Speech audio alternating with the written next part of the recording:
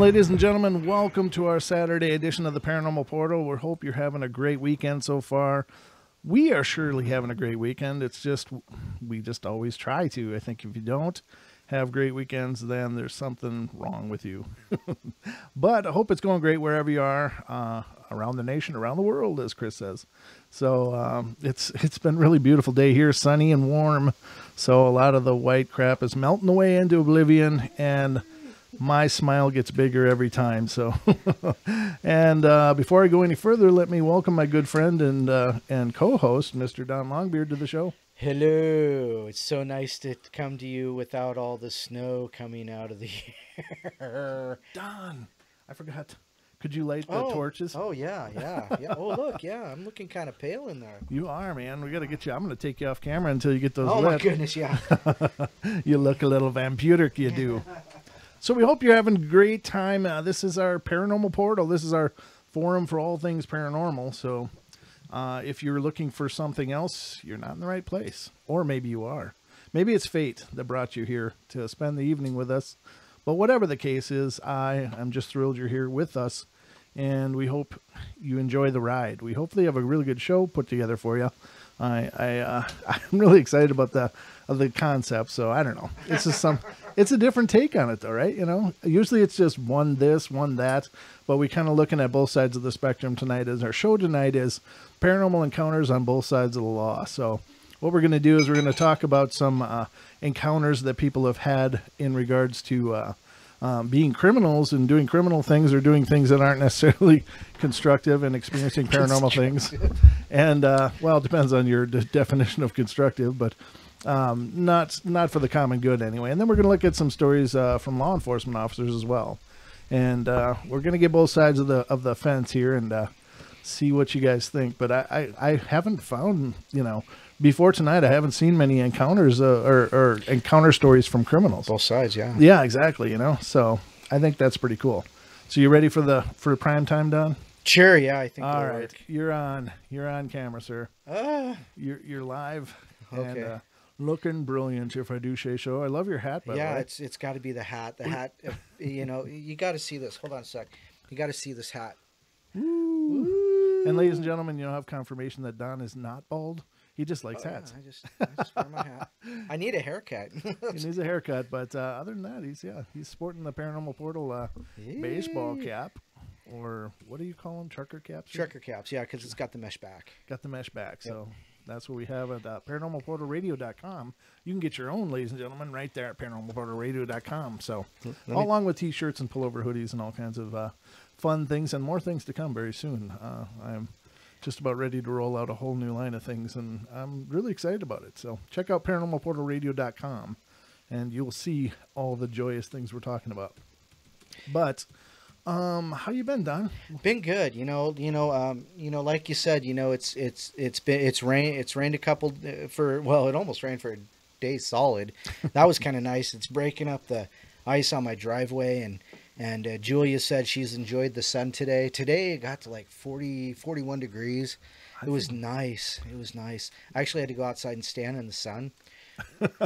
Yeah, because we need that vitamin D up here in a huge way. We take supplements. I do, and I give them to my missus as well.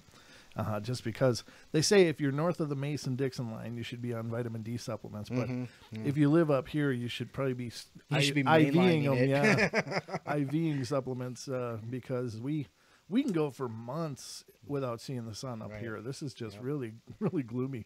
It's almost like living in Transylvania. Transylvania. I don't know. You ever see those old movies like the clouds and the mountains? Well, that's pretty much here. Nosferatu was very much like that, the movie. Yeah, exactly. So there you have it, ladies and gentlemen. But that's a little bit about what's going on in our world. And since you don't have a microphone, we can't hear what's going on in yours.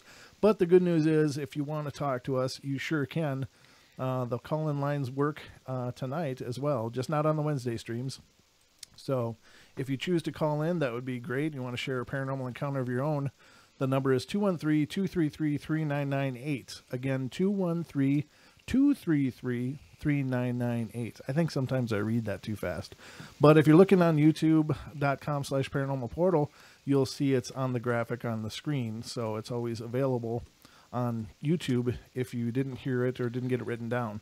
Now, if you're calling from the UK, this one isn't written down anywhere, so I'm just gonna read it out loud. But it's 44203-393-2871. Again, 44203-393-2871. And ladies and gentlemen, this is live and unrehearsed, so what you see is what you get.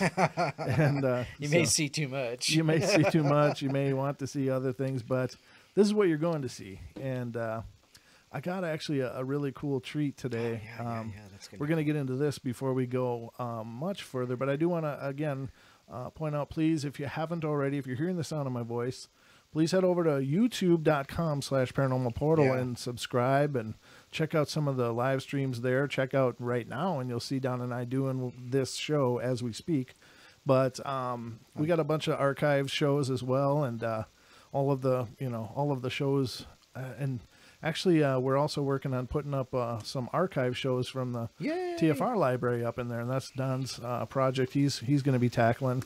So you're going to see a lot earlier versions of us. Well, no, you're not going to see. You're not going to see us because they're radio. They're podcasts, but we'll put up some pictures of something. The pictures of Bigfoot. But good background music. So put it in your iPod. Put drunken it in your monkeys, drunken horses.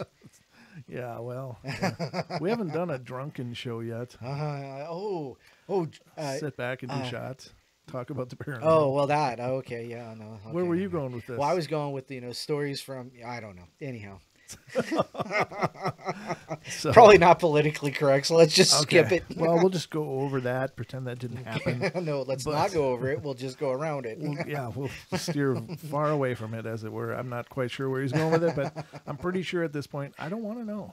I'm just okay not knowing. I think that's the safe bet, ladies and gentlemen. But anyway, so we will be getting those up in the near future. But before I go much further, let's see, we're on Facebook as well. Facebook.com/Paranormal Portal Radio. What?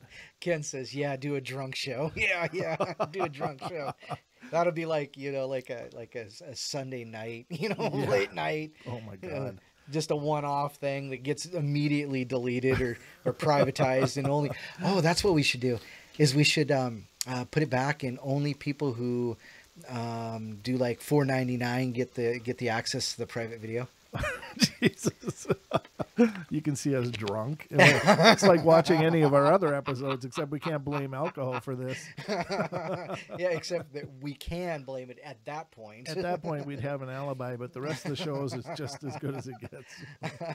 I don't know. You never know what's going to happen here on the portal, but usually it's an interesting ride nonetheless. And but we are working on some other things coming up in the near future. I would like to point out next Friday's show. I was just ironed it out with him today, but we're going to have Jimmy Jean on the show, who's the host on TFR as well, and he's host of Into the Microcosm. We're going to be talking about Haunted Hollywood. So that's next Friday. What's the date next Friday? 16th. The 16th. So on the 16th, next Friday, tune in and you can catch Jimmy Jean joining us. And I don't know if he'll be on camera or not. I guess it's up to him, but we may get the Jimmy Jean cam cooking. There you go. Yeah, why not? If See if you can get him on there. Yeah, if we can connect on Skype, we can get Jimmy Jean's cam cooking and do this live and all kinds of cool. But that'll be next Friday. Now Saturday, I may have something in the works, but I'm going to get back to you on that. I'm not going to announce anything at this point. Here, let me stare at you weirdly because I don't know what you're talking about either. What do you mean? Next Saturday. Next Saturday? Never mind. We'll talk about it at break. Am I forgetting something? No, you just said you got something up your sleeve for Saturday. I'm just wondering what it is. I don't even know what it is. Well, you just never know. It's not like I plan real far ahead most of the time. So I just kind of pull these things out of my hat as I go. Is that what that is? Yeah. That's why I'm not wearing a hat tonight. I don't have anything to pull. So I'm going just hair tonight. So anyway. No bong hits either, Pixie. No. No, we're not doing drunk or bong hitting. We're not doing substances, I guess is the big thing. We're gonna just, as Don sucks his witch's brew over there. But that is, as far as I know, non-alcoholic, unless he's not sharing something with me. But Julia says this isn't a drunk show now. Well, it can be if every time every time I say a certain word, you can make it a drinking game. Yeah, exactly. Every time I say paranormal. Welcome to the paranormal show where everything is paranormal. And every time you hear paranormal expert, you have to take a shot. Yeah, no. Not a drink, a shot. That's a whole, you got to drink a fifth if that ever comes up, because those are words I don't ever use. Unless I'm debunking the whole idea of Or there drunk. being experts. Yeah, I don't agree with the whole idea that there's experts, and I've made that, I think, pretty clear. But anyway, I'm going to preface this a little bit. Today, I received a video from a friend of mine who's also a listener to the show, and he's like, oh my God, check it out. This is from my security camera at home, and essentially what's going on is it's a motion or sound activated camera, and he's got several of them throughout his home, but he sent me this clip, and I want you to pay attention around the 8 and 10 second mark and see what you guys think. But very cool. I've been over it and over and over it. I've been trying to possibly debunk it from what I can see in conversations with him. He's not currently there, so I don't know what he'll find when he gets home, because it's not on camera. But it's a pretty amazing footage, just in, by sound, not by what you're seeing so much. But you guys can check it out with us and tell me what you think if you want. I'm really liking this, though. I think it's pretty cool. So, and unfortunately for you at TFR, I have posted the YouTube channel in there. So if you want to see it, you got to switch over. Yeah, that's right. That's right. Yeah. So if you're otherwise, you're going to hear it. I'll give you a couple seconds here to get over to Paranormal Portal on YouTube if you want to check this out as well. But a really cool video. It's just one of those videos that I've tried and tried and tried. Now, a little bit of background. This is they're in this region that we're in, not directly in Sandpoint with us, but they're in the area, and they are. There is sometimes you'll be in a house here, and people that live in this region know exactly what I'm talking about. But you get the snow load on the roof, right? And when it warms up, it can sometimes just roll off and make this incredible rumbling. It just sounds like, who the hell just hit the house? It's just, right. And so I have removed that possibility. That's not what's going on here as far as what's creating this noise. But I'm going to play it now, and you guys can tell me what you think if you want in the comments or whatever, if you want to email me. But I like how it says evidence video right there. That was me naming it. Oh, okay. It was just a whole string of. Did I spell evidence right? Yeah, I did. Yeah, you did. You just okay. Yeah. All right. I was just trying to give it a name other than 50 characters and alphanumeric characters, from security camera footage. It's not named very user friendly. So, all right, ladies and gentlemen, here it goes. And let me turn up the sound a little bit here, so you can get the whole gist of it. But again, pay attention around the 8 and 10 second mark. You won't miss it, but I want you to really pay attention. We'll play it several times here because I want to discuss this with you guys.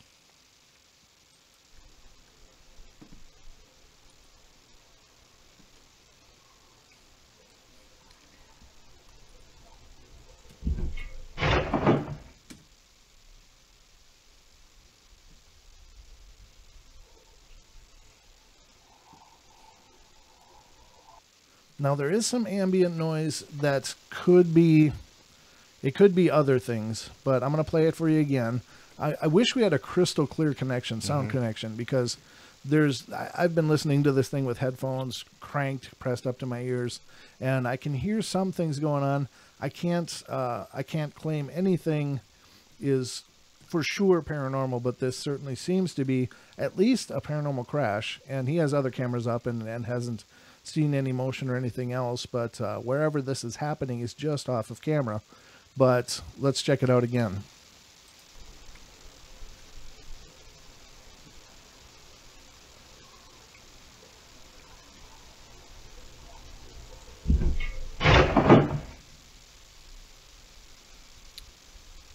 Yeah, it's just crazy. It is. And there's right afterwards, from the about 11 or 12 second mark through the end of the video, it's 19 seconds long totally, but if you listen really carefully, and maybe you can't hear it at home, maybe you can, I don't know, but I hear this bassy kind of rumbling that could be muffled footsteps on the floor, and I would suspect they came from the floor above, but I'm not sure. Now, right to the right of this camera is a narrow opening and a very steep stairwell.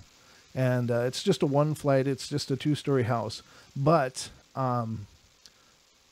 if you listen at the 8-second mark, and the reason I thought that was important, because clearly at the 10-second mark, there's a crash. And I've listened to it, and I'm pretty sure that it's a wood sound, that it's wood clackling. Now, there is also a bathroom to the right as well of this camera view.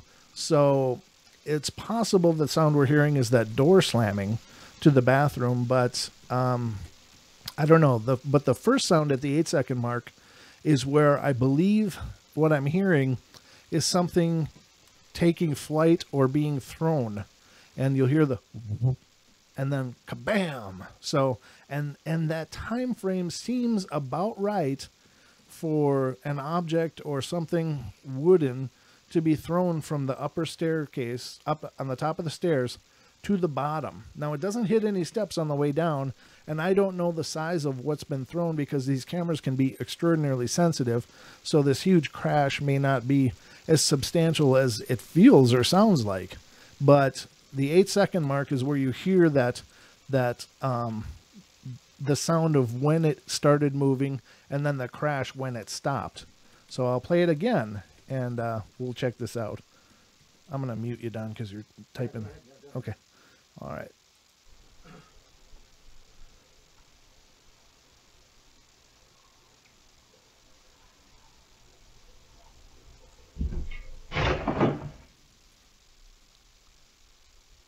And then in this area is where you hear that rough, muffled, deep bassy sound.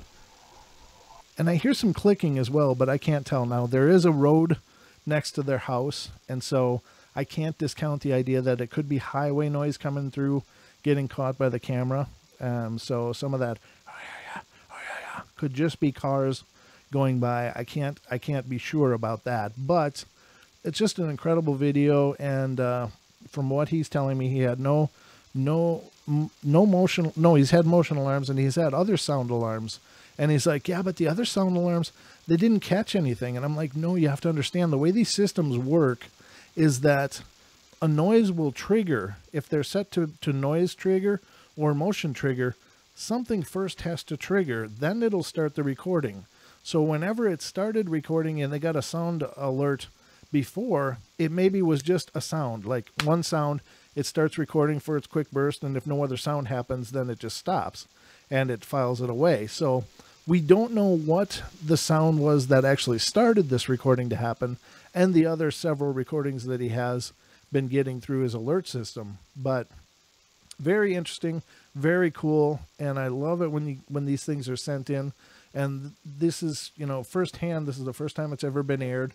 But it's clearly, to me, it's really leaning towards very strong possibility of paranormal. I'm going to try to get over there and check it out in person and to review what happened and try to, I've been there before, so I know the layout and I know what's going on here and what we're looking at. But that sound is just really cool and very, very fun. And they said the hair went up on their backs. They're like, when they heard that. And I agree. I mean, if things are getting lobbed around your house, that's a pretty pronounced presence. So anyway, ladies and gentlemen, I just wanted to share that with you. I hope you enjoyed that. And that is the first time and maybe only time that'll be aired. Somebody said it's Alexa. It's Alexa. I actually have one of those downstairs. I think they're cool. Well, I do. I use it as a music radio. Yeah. Yeah, and it's also in the kitchen. So like if I'm like, how many ounces are in a gallon? How many this? If you're ever looking at a recipe and you get those conversions. 128, 64. Perfect. But you weren't there. Since you weren't there, I asked Alexa and she told me. So. Yeah, but I wouldn't have had to wait. Yeah, I didn't either. I said, Alexa, how many ounces are in a gallon? Boom, done. I don't understand the question. Yeah. Jesus is a fictional character. Yeah, that's right. The Vic Crowder video. Yeah. Sorry. Yeah. Well, it's not a perfect technology, but it's pretty cool. And I know that, they could pay attention and listen in. And I'm not okay with that. I'm really not. And I'm not trying to advocate it, but I am such an uninteresting person that I can't imagine why anybody would find anything, unless you want to hear about ghosts or, maybe that weird rash that no, I'm just kidding. Just a joke. I don't have any. I don't have any weird rashes that I know of, so I haven't found any. But I'm just saying that's the kind of stuff they would hear, or that weird pimple on the back of my ear that. That's called your head. Oh, okay. Thank you, Don. Mute. Don just got muted, ladies and gentlemen, here on the portal. He's done. He's lost microphone privileges for the evening, so he may return after the break. I'm not sure yet. After I come back from the basement. That's right. I do have the power. It's a mutiny up in here, ladies and gentlemen. It's a mutiny. I've got the power. I've got the power. That's right. It's been taken away from me. So, anyway, I wanted to share that with you. That's a Paranormal Portal first. And I hope you guys enjoyed that little clip, and yeah, really if you heard or saw anything that I missed, please let me know. You can always email the show. You can talk in the chat if you want, but email the show at paranormalportalradio@gmail.com. And if you saw something in that video or have another possibility explanation, I'm not saying for sure it's paranormal. I just don't know. Right. But I can't debunk what it is at this point. And I do hear two very distinct noises. I hear when something sounds like it's being lobbed, and then I hear it crash, and it sounds wooden. I don't know. So I don't mean to claim for sure this is a paranormal video, but it's definitely, it has a strong possibility, in my opinion, based on what I know and what I've observed and what I can see.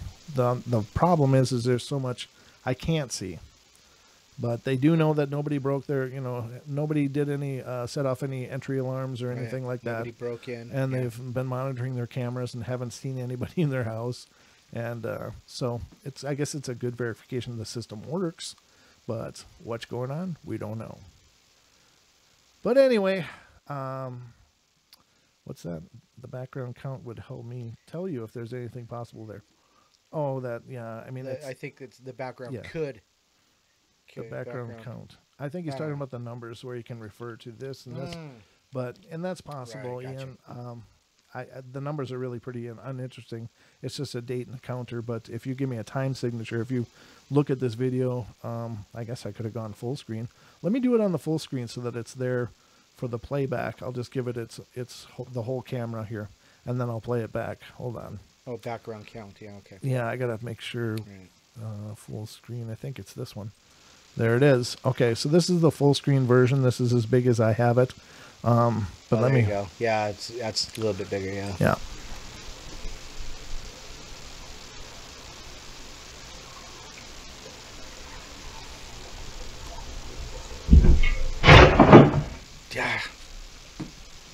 Yeah. There's no light. Okay, changes. wait, it's not done yet. Oh. I was trying to give it a full run through without us saying anything. All right, let's try that again, ladies and gentlemen. Take 2. This is live and unrehearsed after all. All right, I'm going to try it again. So hold on, and we'll be quiet until it's absolutely finished this time.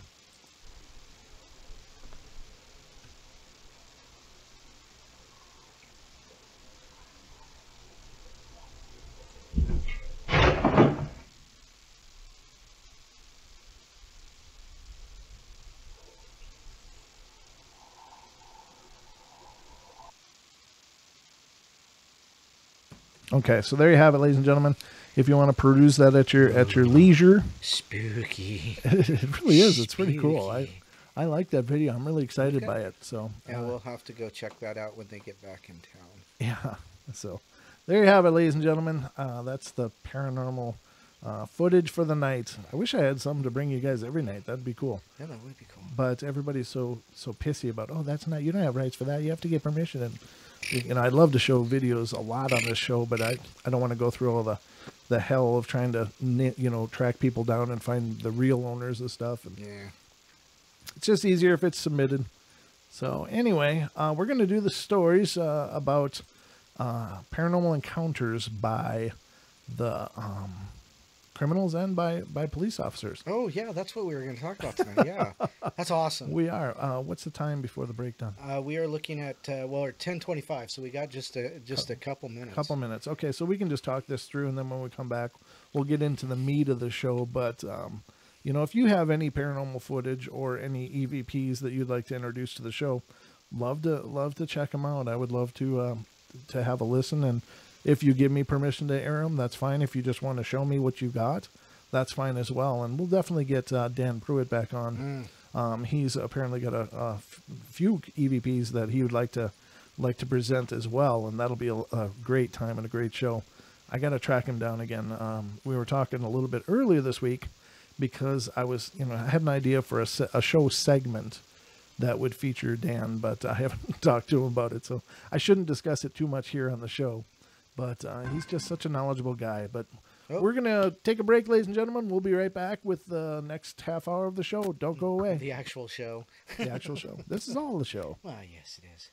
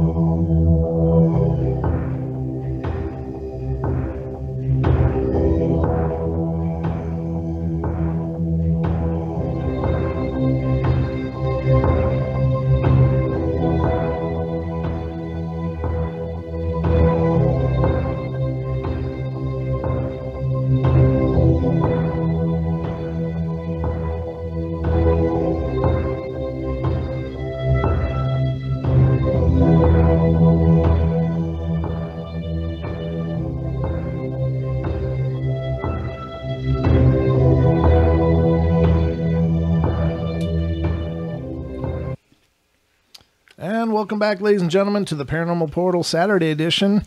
And, of course, it's Saturday, so I'm joined by my good friend and co-host, Mr. Don Longbeard. Welcome back, Mr. Longbeard. Do I have mic privilege? I do. Mic privileges, yeah. I reinstated them pretty soon after. I was just flexing my authority. Your authority. Yeah, speak my authority. Yes. That was a good one. Thank you. Thank you very much. I got a billion of them in my head. I don't know. Whatever they're worth, it's fun to do. You know? I agree. I concur with your agreeing. I agree with your concurrence for my agreement.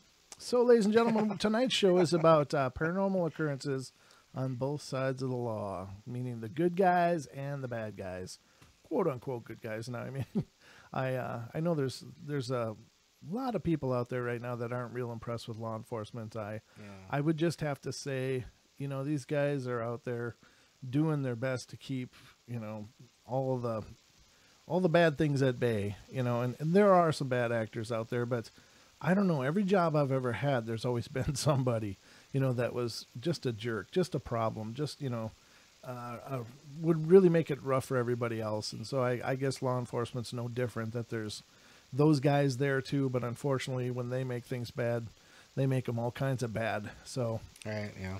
I have family members that are law enforcement, and I respect all those guys that put themselves out there. So, you know, no matter how you feel in the spectrum, I mean, they're just people too. And everywhere you work, there's great guys and there's real problem guys. So that's my story, and I'm sticking with it. Sticking to it. So we're going to get right to the criminal stories of paranormal encounters. And most of these are pretty short. Some of them are a little longer, but this is the first one is, I had an out-of-body experience right before attempting murder. Right out the box. Right out of the box. We're going to go right into bad. I had an out-of-body experience right before attempting murder. I tried to kill someone and had an out-of-body experience during it. I'm not exactly faithful, but I think some things stopped me. And thank God they did. My God, you're going to kill somebody. The hell? Next one is, back in high school, me and my friends like to go places we shouldn't and smoke pot. So on 4/20 one year, we all go to our old elementary school at like 10:30 at night to blaze it. Since it was so late, we were kind of trespassing. Kind of, really. On the way there, my friend whose mom worked at the school told us about how one of the old janitors told his mom that a long time ago, a girl died in a landslide on the hill behind the school. So we were walking around the building when suddenly we hear a very loud, clear little girl scream coming from the direction of the playground, which would make sense if it wasn't 10:30 on a school night. It was one of those moments out of a movie. We were all just looked at each other, mouth agape, and booked it out of there as fast as possible. Yeah. I think that was a good call. That was only going to go from bad to worse. Even worse. Yeah, I mean, that's just like, when I was a kid, I was probably about 7 or 8 years old, and I went to a haunted house at the State Fair in Minnesota, and I made it as far as in the doorway, and in there they had this head with a projected face on it, and the lady's like, "Don't go any further, go back, save yourself." So I was like, okay. And I turned to 100, walked right out. Don't go in the basement. Mama didn't raise no fools, is all I can say. You know, you get a head telling you to leave, it's probably a good idea to leave. So I can appreciate if you hear a disembodied child scream, it's probably time to go home. Yeah, just don't even attempt it. Just call it a night. That's right. I mean, plenty of people celebrate Christmas on other days. There's, 4/20 is in the heart. Yes. It's not in the calendar. It's intention. That's right. So the intention's what counts. It's okay to shift your holidays a little bit to accommodate it. So, all right. So I was 17. I decided on the way home from school, I was going to slam my car head on into a light pole, hopefully kill myself. Oh. As I rev my car, I hear a loud shotgun sound. My back right tire blew out. My dad came to help me change it. I thought that oddly coincidental. I would agree. Now, that's not necessarily a criminal thing, but it's a horrible thing. Oh. And, I'm certainly thrilled that there was some kind of intervention on this person's part. Well, it is criminal actually because slamming into a light pole costs you about $500, and then jail time on top of that. I have no idea where that came from. Well, I don't know I anything guess. about it. No, Yeah. nothing. Anyway, I broke into an abandoned haunted house. I suppose it starts out, I suppose. I broke into an abandoned haunted house. I suppose I broke into this one abandoned house once. It sat on the edge of the block, and it was behind a tall white wall, so you only saw what the yard looked like once you climbed over. Old shopping carts, toys, old doghouse, kind of dreary. Door of the house had boards on it, so I had to pry those off with a crowbar. You came in prepared. Once on the inside, everything was black. It looked like the entire inside had been coated in soot. From the ceiling to the bathtub to the windows, just all black. Thought that was weird. Anyway, I spent a whole week there in the darkest part of winter, and I'm sure there was more than one reason I never got a night's sleep. It was pretty vague, but so as far as we know, the house maybe had a house fire and he stayed there. I don't know that that's very paranormal, but okay. And he alludes to things keeping him awake, but he doesn't say it. So that was kind of a tank. That story wasn't too impressive. The windows shattered for no reason at all. When I was a kid, I lived in a little hamlet next to a camping area. Right at the opposite side of the camping area was a rather large, seemingly abandoned house. At the time, I was kind of into urban exploring, but I wasn't at the point where I'd break into buildings. Just in case maybe it was just a poorly maintained building with inactive occupants or squatted by questionable people. So I wandered on the property for a bit, climbed trees near the house, and looked at the building, wondering about its story. I'm on the biggest tree at the property, against a wall overlooking the camping area, when one of the windows on the third floor suddenly explodes. There was no warning. I hadn't seen any lights or movements in the house. I don't remember hearing an impact sound or anything, just straight up loud shatter noise and the window being completely gone. After a couple seconds, I heard gravel moving behind me in the camping side, so I turn around and see two guys inching towards me. They notice that I've seen them, and one of them yells to someone else to call the cops. While they grab me, I jumped off the tree and made a dash through the forest surrounding my hamlet, the camping site, and the abandoned house before, making a loop around my hamlet and hiding between two houses to lose them. I don't really think it's supernatural per se, but I still can't exactly think of a reason why the whole window would just blow up.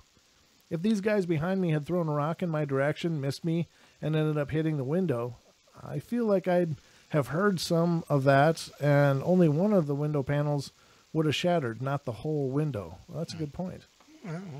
Yeah, I don't know. I guess that was a good warning, though. Again, I haven't really seen. Oh, here's maybe a good one. I was gonna rob a house. Yeah. Yeah, until the occupant unnerved me. One day I went to rob a house of an old lady. Got to the door, thought it was my lucky day. It was unlocked. So I quietly made my way to the living room and almost pooped my pants. Mm-hmm. The old lady was sitting in silence, staring at some unknown presence in the garden, not moving at all. I didn't want to be ghost food, so I left. Ghost food. They eat criminals. That's what they said. That's a good preventative thing. Don't break into houses because ghosts eat criminals. Brains. Brains. Wait, they'd starve to death because criminals don't have brains. Not a lot. No. Well, not normally. Well, no. Okay. Because of our sins, we were unable to walk into the church like everyone else. Uh-huh. Me and my crime partner did a lot of stuff, burglaries, robberies, thefts, etc., for like 5 years. We're both Orthodox Christians, so once in a while we would go to church. Oh, goodness. Anyway, we're walking up the stairs, and I see people entering the church. The second we try to open the door, it's locked. Tourists around us were taking pictures, and we were the only ones trying to get in. We walk away 20 meters and see people walking in there. Guess God didn't want us in that day. This is something I'll never forget. Wonder if it changed it. Wonder if it's changed their opinion. I do. I think that's could be very profound. Now, it's all wrapped up in their own paradigm, and perhaps they were dealing with a personal guilt and wouldn't allow themselves in. But Yeah, that stranger things have happened. right, Yep. right, yeah. Just watch any one of our episodes. Yeah. See all kinds of strange things happening. An angel let me know that she saw what I did wrong, Uh-oh. even though she was nowhere in sight. Of course not. I've had angel experiences. I think they're very real. So I used to work as a security guard at a large building office building. I often stole things like computers, desks, chairs from the offices. Jeez. He's a good security guard. Yeah, wow. What is he protecting it from? I was very careful and never took anything during my shift. Oh, gosh. There were only cameras in the lobby and on the outside of the building, not in any tenant spaces. One day I found a wallet in a desk and it had a few $100. Oh, jeez. I took the money and left the wallet. Jeez, what a douche. I wasn't on that night. No one saw me enter or leave the building, and I wasn't on any camera. A few weeks later, a lady I'd never seen before came up to the security desk and told me that she saw me take money and even knew the exact amount. Ooh. She said that she just wanted me to know that she knew. Then she left, and I never saw her again. There is no possible way she could have seen me. Wow. That's a pretty cool foreboding, though. Mm. You're never not being watched. Maybe it was the AI. They always see. I bailed on a job at the last second because of a gut feeling and avoided getting arrested. When I was 14, 33 now, I used to boost cars for this car theft ring in California. I did it for several months and never got caught. It was more of a thrill and lack of direction from living in a bad area and lack of supervision and authority in my life. I had never been arrested or got caught. I was always a good kid, but I rebelled after my parents split up. Anyway, there was this one car that I needed to pick up and get delivered that day.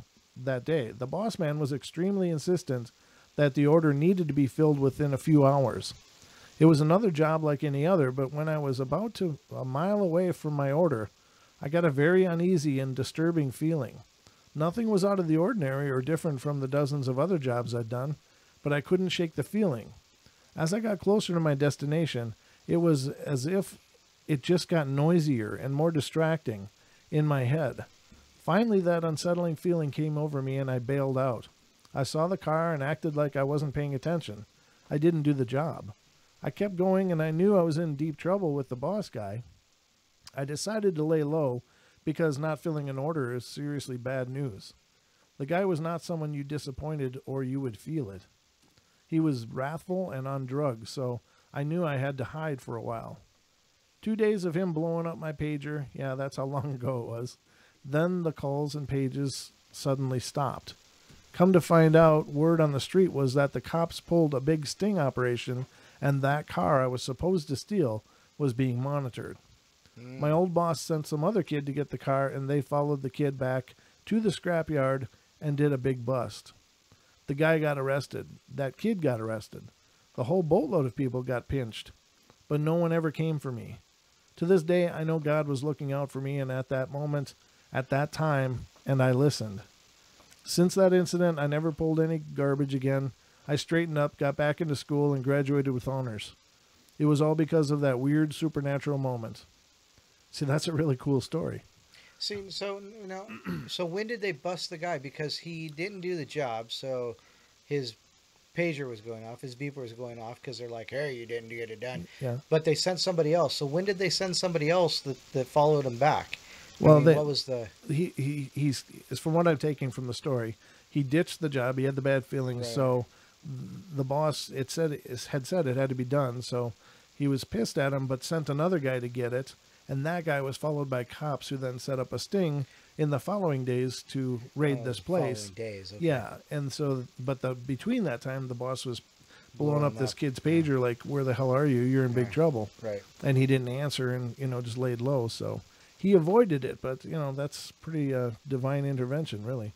That premonition, those bad feelings. They always say, ladies and gentlemen, every one of us have this powerful intuition, and sometimes when we really need it, it really pokes through, no matter how sensitive you think you are or aren't. everybody's had those feelings of, man, I just got a bad feeling, and you get out of there. Not all the time do you find out something horrible happened and you just missed this, terrible thing. Right. But I think maybe the fact that you chose not to be there is why the big terrible thing didn't happen. Right. Like if you would have followed through and ignored the feeling, then perhaps you were that one catalyst that was going to cause this huge thing to happen. So I think you got to pay attention to those gut feelings. And I've had many, many, many in my life, and I really am surprised at the accuracy of when you feel that foreboding. Something really does come around, and so pay attention to those feelings. We are all psychic on some level. How much time do we have, brother? I guess I can pull it up. It's 46, so we got 12 minutes. Okay, good. All right. A man disappeared right in front of my eyes. Ooh. This one night I was boosting some silverware from this old lady's house. She was home, but old people are pretty deaf and damn slow, so I didn't give a hoot. I'm going to say hoot. That is profanity. I hear the strange sound coming from the room where she's watching TV. Volume way loud, Grandma. So I go look, and she's like having a seizure or something. I might be a thief, but I'm not a bastard, so I call 911. They answer. Shoot. I don't know what to say. Hi, I was just robbing this old lady's house, and she's having a seizure, so I freeze and say nothing. I wait with her, but she stops seizing, and then I hear sirens, so I hide in her tiny front hall closet with the foldy doors and shutters. Before the EMTs arrive, she stops seizing, so by the time they get to her door, she seems fine, except confused why they're at her house. They make nice, apologize, and leave. As soon as they're gone, she starts seizing again. Damn it.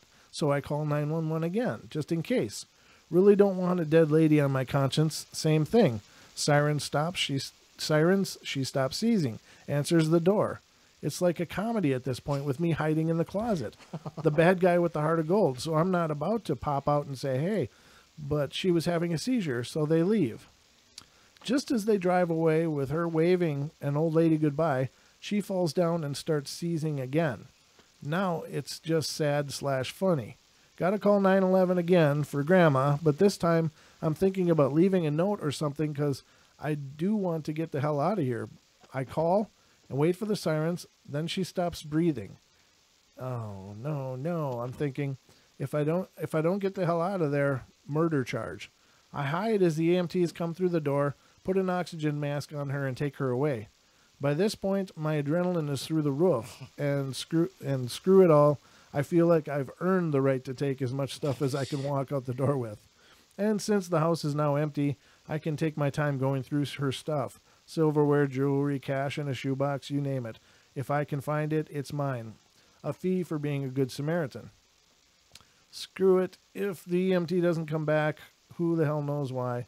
I hide again. He walks into the living room, turns the TV off, grabs a bag off of her chair. This is the part that screws me up. As he turns to go, an old man just appears out of nowhere, pats him on the back and whispers something to him. But the EMT doesn't react at all. Doesn't turn around, doesn't pause, just heads back out the door like the old man isn't even there. Then the old guy glides to the front window and stands there waving goodbye. Then he disappears.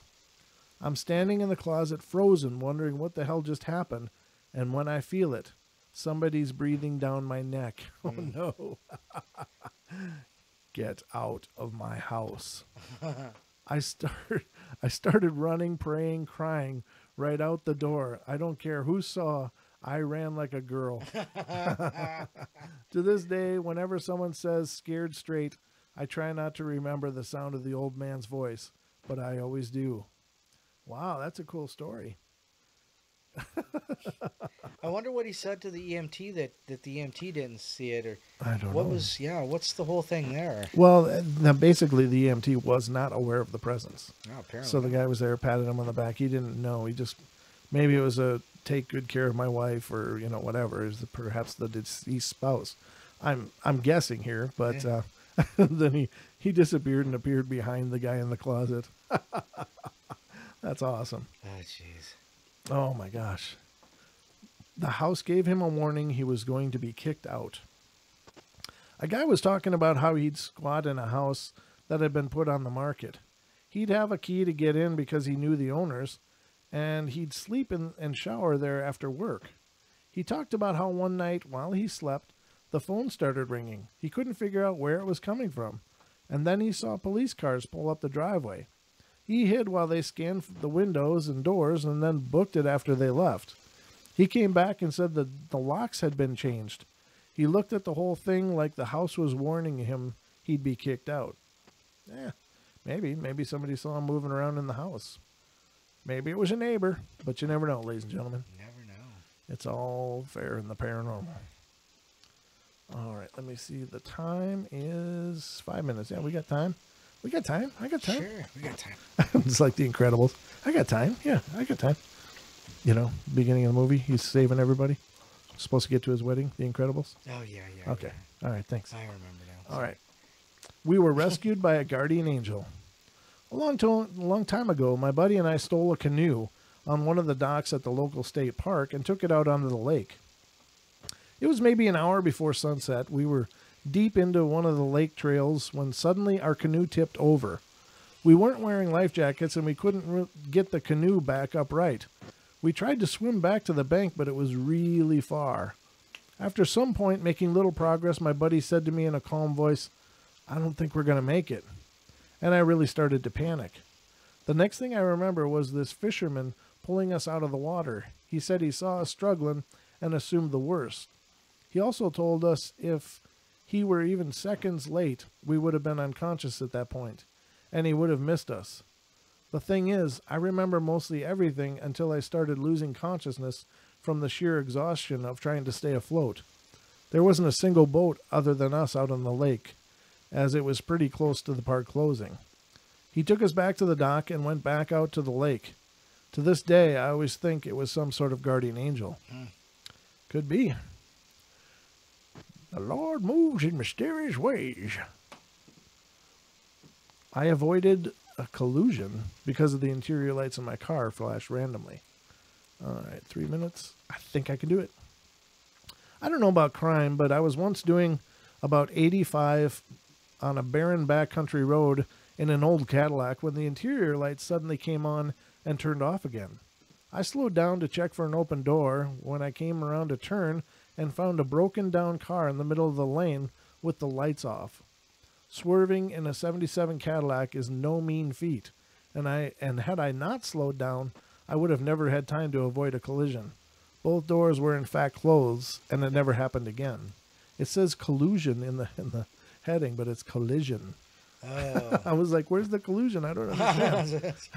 Two people getting together and colluding. Yeah. Next one is I had stole from a man who had extreme senses.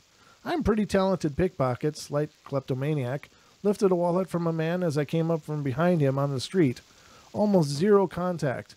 No one should have noticed a thing, but the man spoke out very calmly as I passed him. "Could I have that back, please?" Oh. Turned around to see he was wearing sunglasses. He lifted them up and revealed that he was blind. I was so completely dumbstruck and baffled that I apologized and gave him back the wallet. Wasn't too worried about him picking me out of a lineup. Anyways, and didn't want to be the guy that steals from the handicapped. Well, a little bit of conscience. Yeah, but if it wasn't handicapped, He would have taken off. He would have never known. He would have never known, ladies and gentlemen. People. I know. Just people.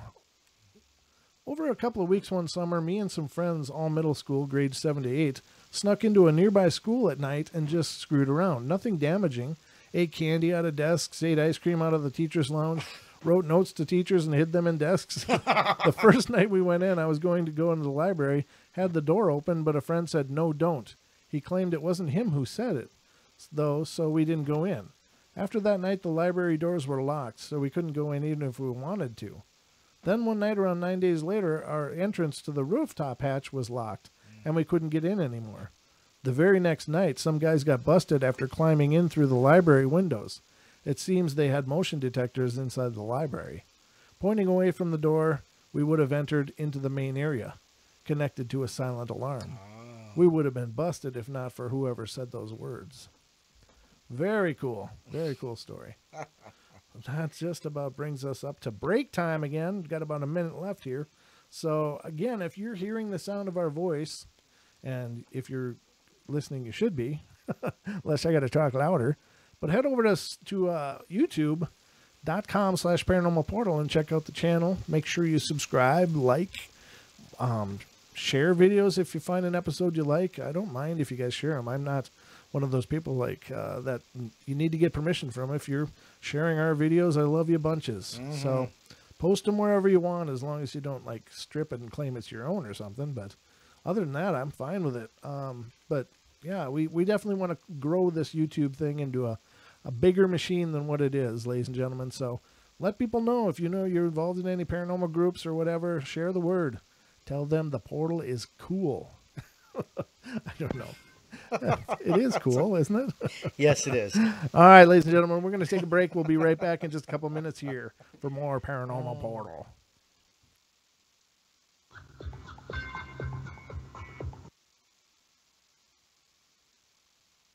Hi, everyone.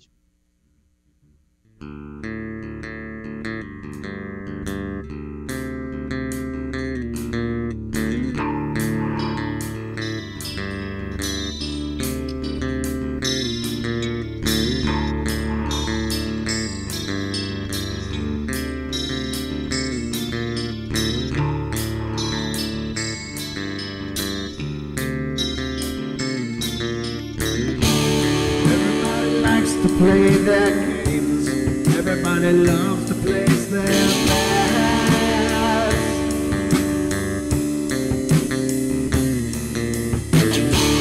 They don't understand the price I paid. They don't care to comprehend.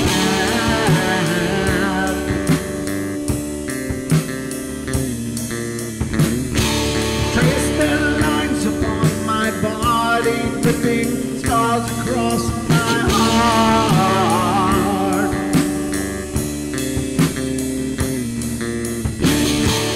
Raging anger pours inside me as their lies keep falling apart.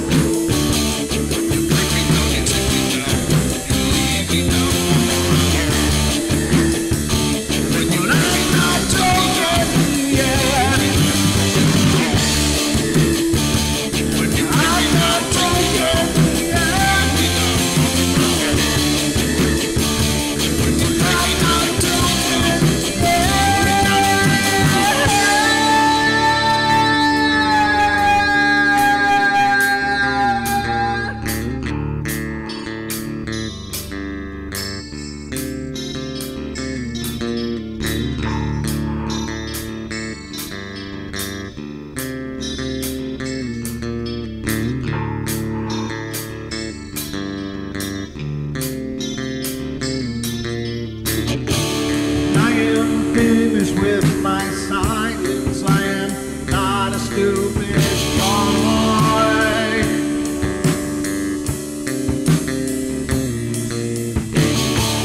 No more breaking me with kindness, just you dance upon my joy.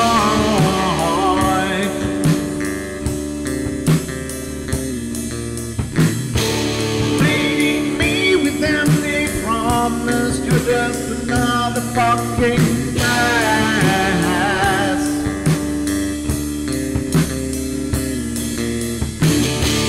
Taking off the slice of my sanity, just make sure that you're well fed.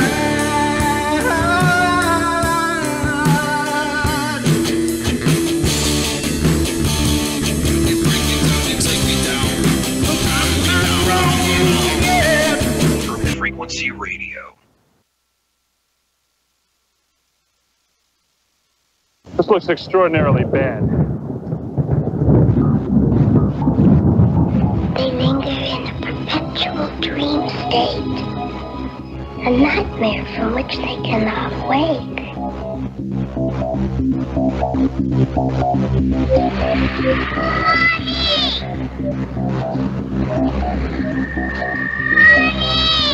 I can't see you, Mommy.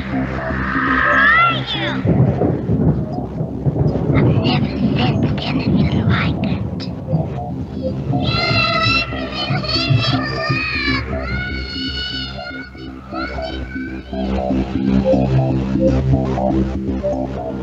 Carol Ann is not like those she's with. They're attracted to the one thing about her that's different from themselves. Her life force is very strong. It gives off its own illumination. It is a light that implies life and memory of love and home and earthly pleasures. Something they desperately desire, but can't have anymore. Right now, she's the closest thing to that. Poltergeists are usually associated with an individual. Hauntings seem to be connected with an area. A house, usually. Poltergeist disturbances are fairly short duration, perhaps a couple of months. Hauntings can go on for years.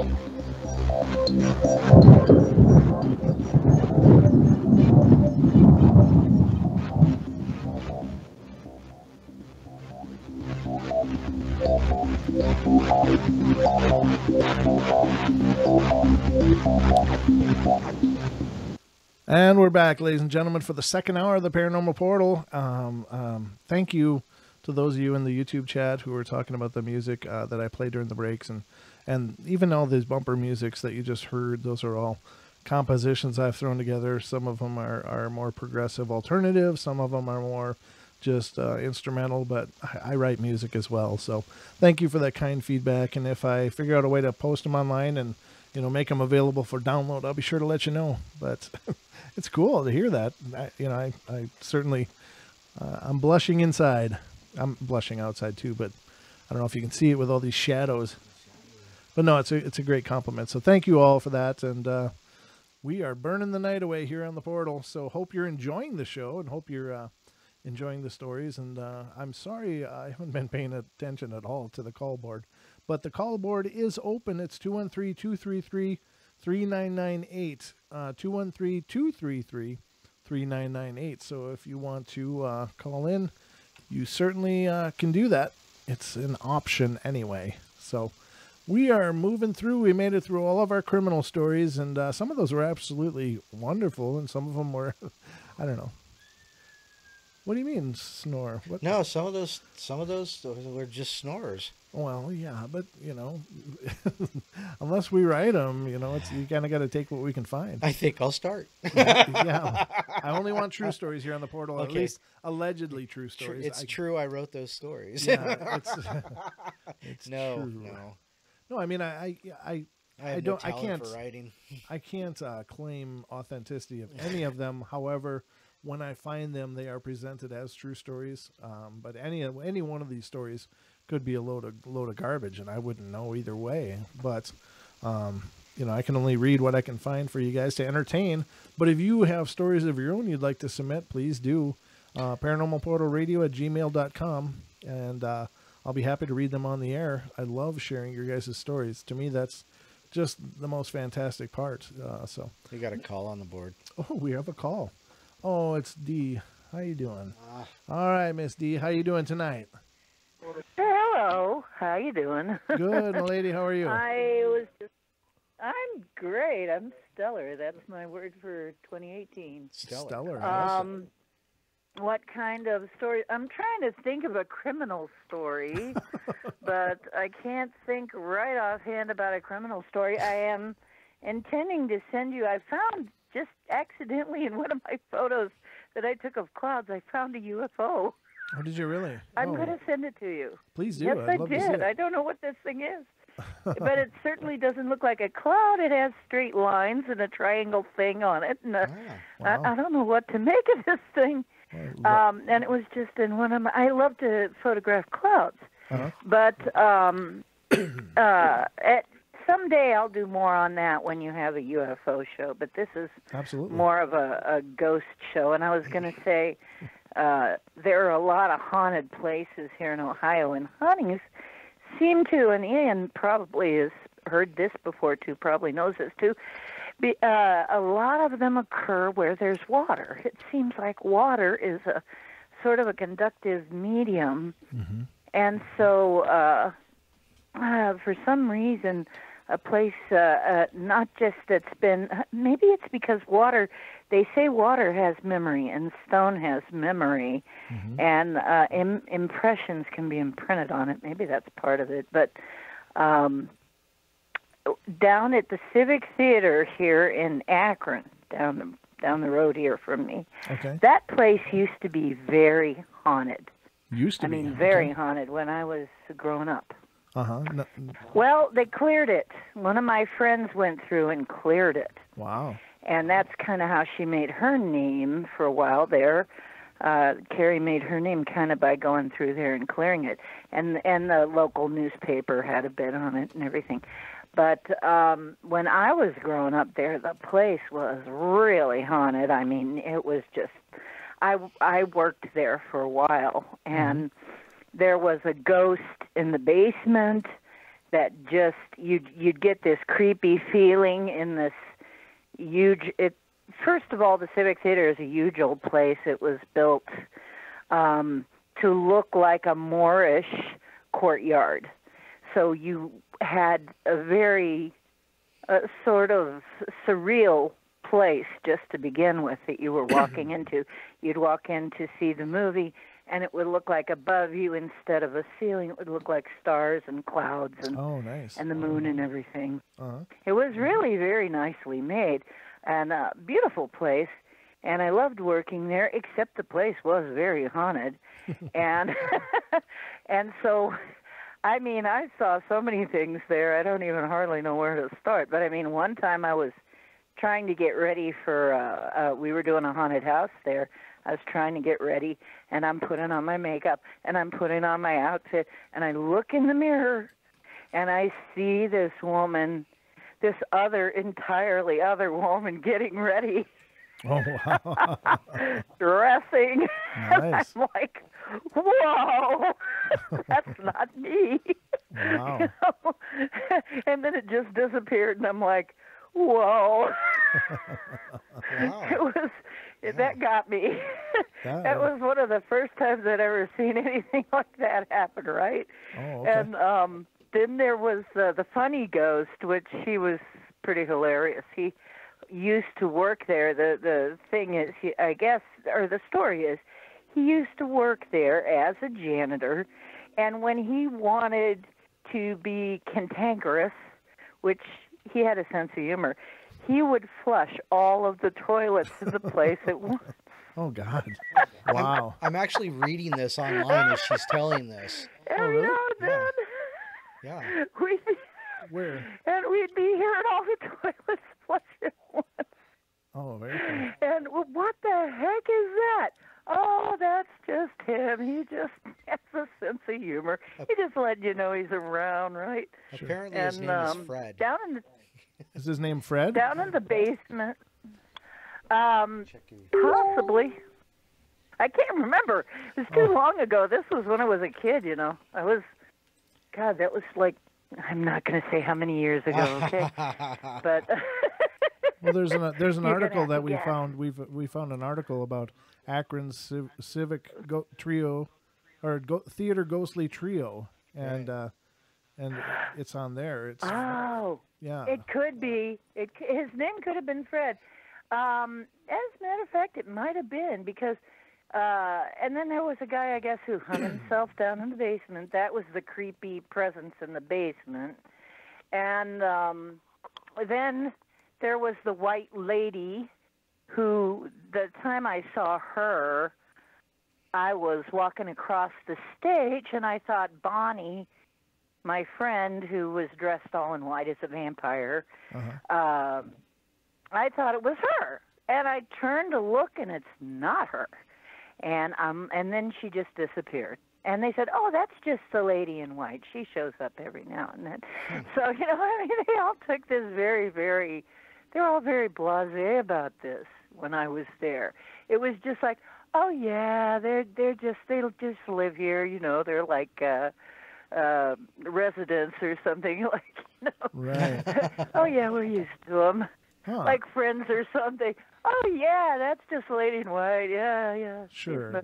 She shows up once in a while. You know, I had a I had a collector of really strange artifacts on the show one time, and I asked him, does he ever get the items cleansed? And no, he said no, because that's part of the personality of these artifacts. And I thought that was very profound. And then you're talking about a whole theater being haunted, and it's like, you know, in some ways that's like living history. And so I mean, if the presences weren't destructive, it really breaks my heart that they were cleansed out of there. I know. I was kind of sad when I went back there years later. There was nobody left there. Huh. Okay. And, you know, so, I mean, I couldn't find them anymore because every time I'd go there, when I was younger, every time I'd go there, they'd show, I could feel them. I mean, you know, they'd kind of say hi, sort of. I mean, you could kind of feel it. They'd come around and it was almost like, well, except for the spooky guy in the basement. I kind of felt sorry for whoever that was. Right. That was Dawn. I can't remember who that was supposed to have been, the guy who hung himself in the night. I don't remember his name. But the only other thing that was malevolent was one of my friends complained that he was pushed out of one of the balconies once by somebody. He fell out of one of the balconies, and he swore he was pushed by somebody. That's horrible. So that might have been a malevolent one, too. So, yeah. But I didn't have, me personally, any malevolent things there, but then that might have been because I'm me. Sure, it could be. And well, yeah, you know, I'm a little different. I don't get I don't get quite the same.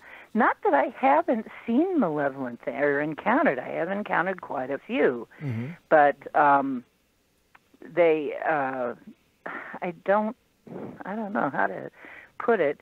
I guess I don't attract them in the same way that some people do because I don't see them the same way, maybe.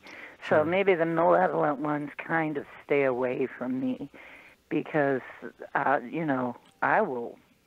Well, I will kick their butts.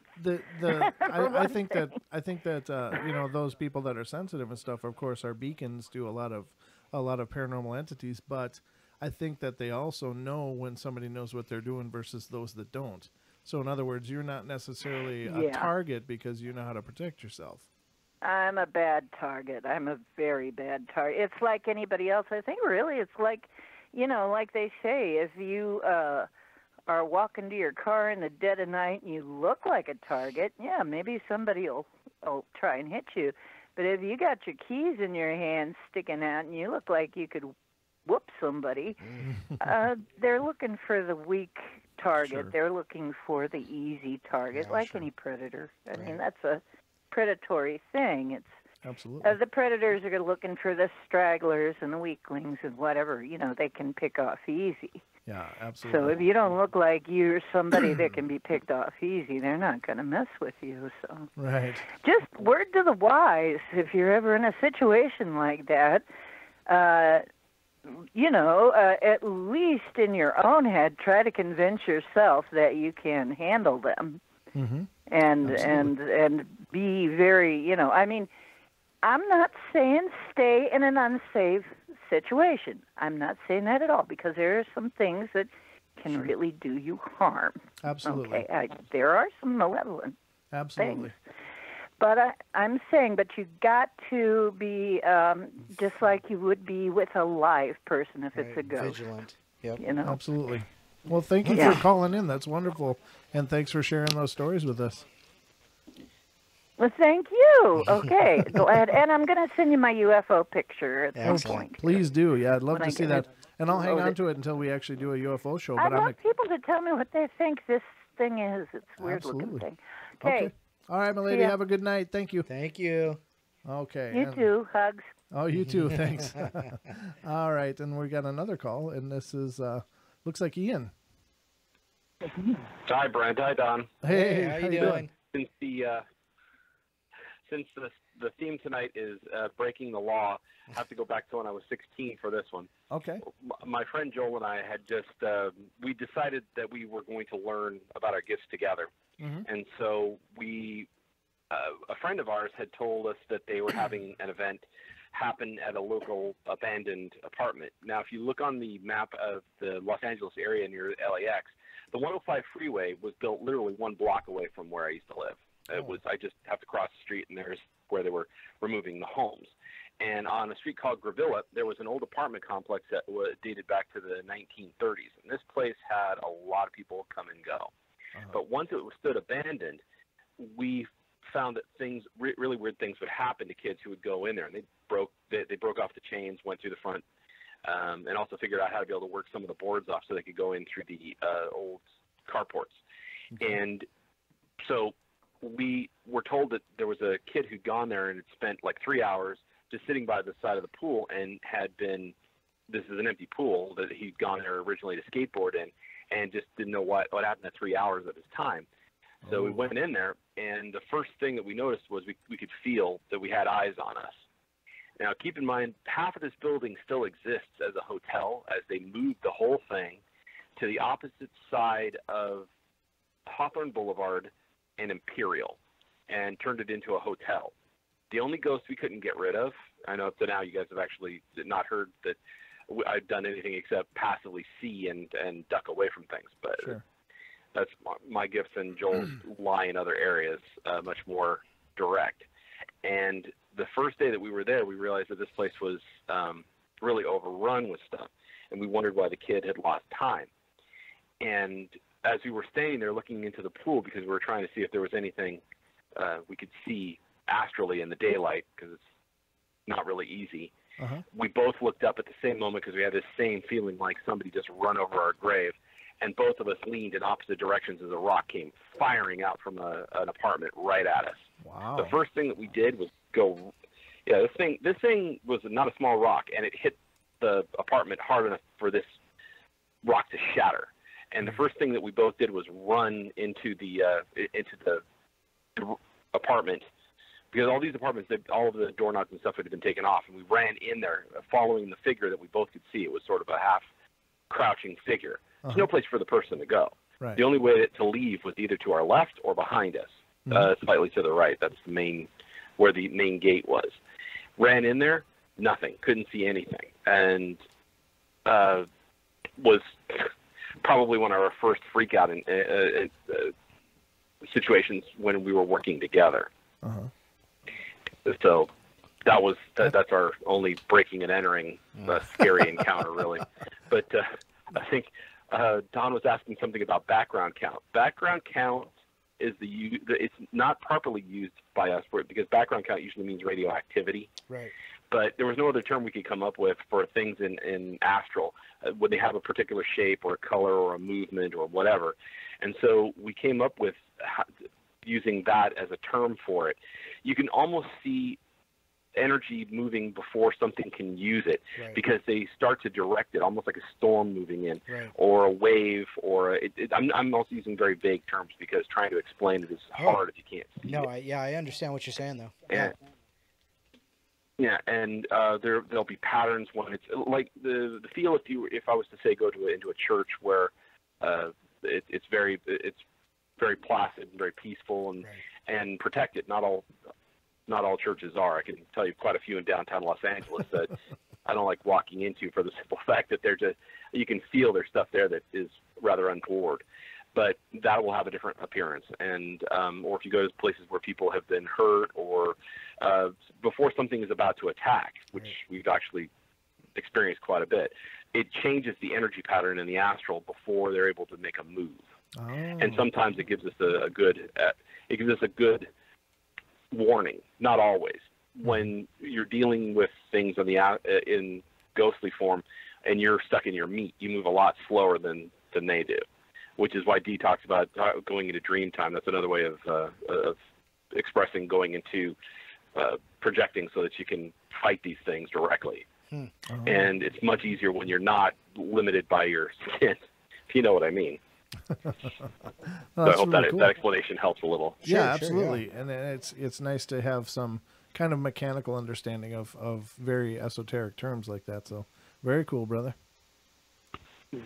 But we've had to come up with quite a few for the simple fact that there's not a whole lot we read out there that already has all of this explained. So we came up with terms as we went along. We got told, oh, you know, you're wrong. There's something already exists, but we created this because we didn't know. Sure. The plethora of books that are available on the metaphysical now didn't really exist back in the 80s, 70s, not unless, of course, you had major resources or, of course, you were in a fictional universe like the Ghostbusters. There's no accelerated proton packs then? Is that what you're saying? No, I mean the book that they actually claim to talk, they reference. If you look it up, it exists now on Amazon, and I think it's like its 20th edition. Tobin's Spirit but Guide? it's Yeah. fake. Tobin's Spirit Guide. Yeah, it's not real. It's a fictional, just made as far as a fan production, I think, or maybe even by the company. But yeah, it's not an actual reference. It's one of the funnier things that I actually kept looking to see if such a thing existed, just because I was hoping some kind of a reference would be available to help us. We actually found more help in fiction and things that were based on prior occurrences to people than anything else. And a lot of that actually held more true than a lot of things that we were told from other people as we were going along in this portion of our career. Mm-hmm. In fact, if you want to go for a story that isn't mine, the Idaho jail that I think the Ghost Adventures went to, my friend Joel was there because he was curious about the thing, and he couldn't get very close to the place because there was a lot of pushback. Mm-hmm. They didn't want him any closer. Oh. And I don't know the reason why, because remember if I told you before about the stir of echoes idea of we're strong lights, we make them focus more on the now. Mm-hmm. I don't think quite a few of them actually want to be able to focus on their position because they wanted to remain lost. Right. And I remember when the Ghost Adventures crew went there many years later, the stuff that they put the people through. In fact, he went to the place where the one jail, solitary confinement cell where the guy he just died, and he said he couldn't get near it for the feeling of pressure on his ears, like somebody had put him into I guess they call it a bathysphere, and dropped him down to the lower reaches of the ocean. Right. And his ear, the pressure was terrible, so he just got out of there. Wow. Yeah. Not in that prison. I mean, you guys are in Idaho, so you probably would have investigated it more than he did. But it freaked him out so much that he said he would never take me near there, for the simple fact that he didn't want me to see what he could feel. Yeah, I'm sure. I have not been there personally. That's definitely on a bucket list of places I want to visit, but I haven't been up here all that long, so we got a lot of exploring to do. Oh yeah, we do. Definitely. The stories I could tell you about the things that I've had to help people with in Idaho is quite amazing.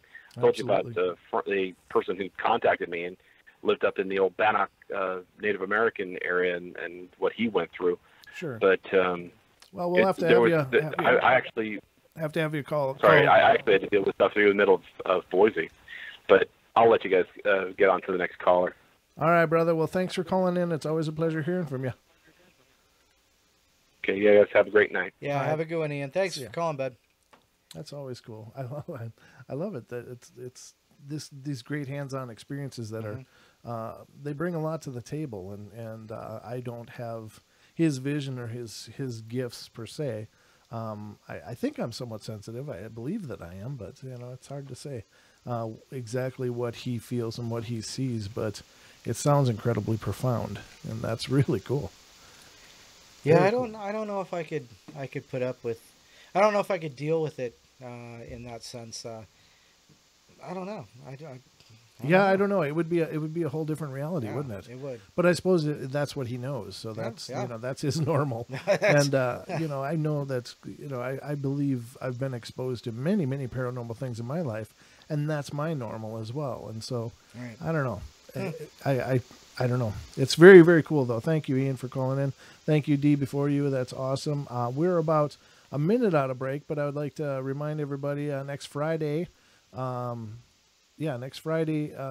Jimmy Jean will be joining us here in the portal. and we'll be discussing Haunted Hollywood. And this should be a great show, talking about a lot of Hollywood, of all the places in the world, has got to have some of the most emotionally charged places in the world. It's got to be among those top places, because dreams are made and crushed there regularly. And these people that had the world at their fingers, and then it all fell apart. I mean, it's just got to be so emotionally charged. And of course, there's so many legends out there of Haunted Hollywood. So we'll definitely get into those next Friday with Jimmy Jean here on the show. But again, please stop by YouTube if you haven't already. Like and subscribe to our channel, and check out the videos, share them, and let people know. We got another half hour to go here, but we're really, really close to the break. So we'll get into a few stories from the law enforcement side of the law and see what they've got to say about the paranormal occurrences they've experienced, at least what I found. So, not that this is a holistic, complete account of paranormal experiences, but they definitely see the worst of the worst. So we'll be right back, ladies and gentlemen. Don't go away for the last half hour of the show.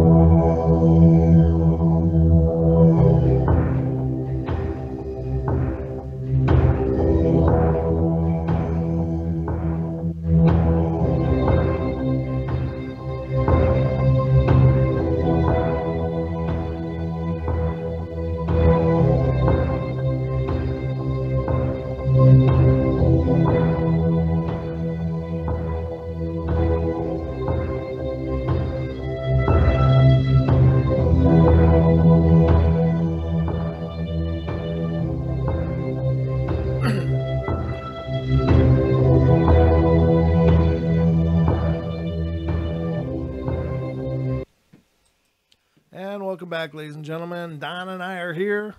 We are working the night away, and you guys have been great. It's been a great show so far. We got just a half hour to go. It goes so fast. It goes so fast.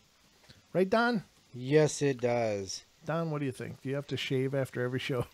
Yeah, it's like... It's like a time warp. Yeah, and it's only like in this space on my face where, no. No. Okay. Apparently I lost that one. I know. It was an attempt. I'm tired. You are. I know. And ladies and gentlemen, Don suffers from no sleep most of the time. I don't want to say not enough sleep. It's mostly no sleep. Mostly no sleep. Yeah. So I'll do 4 hours every couple days. We got to keep Don awake. And we're not quite sure what that orange crap is he's drinking, but we think it might be vitamin B12. Bottled sunlight. Bottled sunlight. It's just powering him up. It's like gasoline.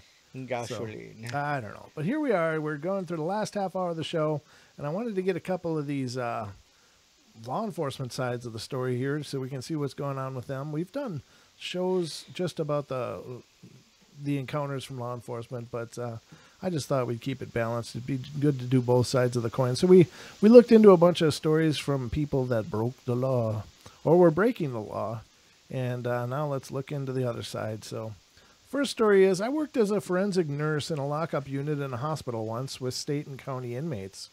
Had one older demented lady who swore she was being haunted / abused by a demon she would call Tiberius. So many crazy things happened whenever she was there. Like, we'd go into the room, do normal care, leave, and seconds later she'd start screaming bloody murder, and we'd run into the room and find her looking like she'd been in a fight with a boxing champ. Bloody lip, black eye, markings all over her body. Wow. No one ever saw her doing this stuff to herself. Things would get moved around the room by themselves. Like, at one point she was in protective restraints because the doc thought she was hurting herself. There was no way she could have moved or done anything to herself while in those restraints, but new marks would always appear on her tray / cart would be across the room. New marks would appear on her, and her tray / cart would be moved across the room. The room was secure, so there was no way somebody else was doing this. You'd ask her questions, and she'd just say, it was Tiberius. After she was discharged, we always had trouble with that room. If there was going to be a rapid response or code, it happened in that room.